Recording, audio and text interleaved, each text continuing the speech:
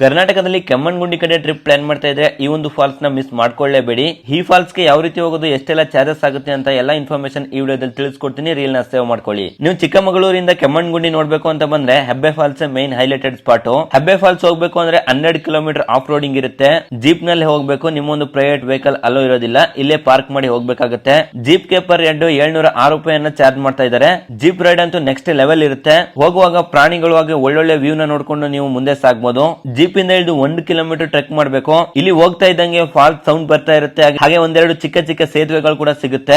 ಒಳ್ಳೆ ವ್ಯೂ ನ ಎಂಜಾಯ್ ಮಾಡ್ಕೊಂಡು ನೀವು ನಡಿಬಹುದು. 1 ಕಿಲೋಮೀಟರ್ ಆದ್ಮೇಲೆ ಈ ಒಂದು ಸುಂದರವಾದ ವ್ಯೂ ನಿಮ್ಗೆ ನೋಡಕ್ ಸಿಗುತ್ತೆ. ಸ್ವರ್ಗ ಅಂತ ಹೇಳ್ಬೋದು, ಅಷ್ಟೊಂದು ಚೆನ್ನಾಗಿದೆ ಈ ಒಂದು ಫಾಲ್ಸ್. ಇಲ್ಲಿ ನೀವು ನೀರಲ್ಲಿ ಆಟ ಕೂಡ ಆಡ್ಬೋದು. ಬಟ್ ಹಗ್ಗ ಕಟ್ಟಿದಾರಲ್ಲ, ಅದರಿಂದ ಒಳಗಡೆ ನೀವು ಇಳಿಯಂಗಿಲ್ಲ. ಯಾಕಂದ್ರೆ ಅಲ್ಲಿ ಸ್ವಲ್ಪ ಆಳ ಇದೆ ಅಂತ ಯಾರನ್ನು ಕೂಡ ಅಲೋ ಮಾಡೋದಿಲ್ಲ.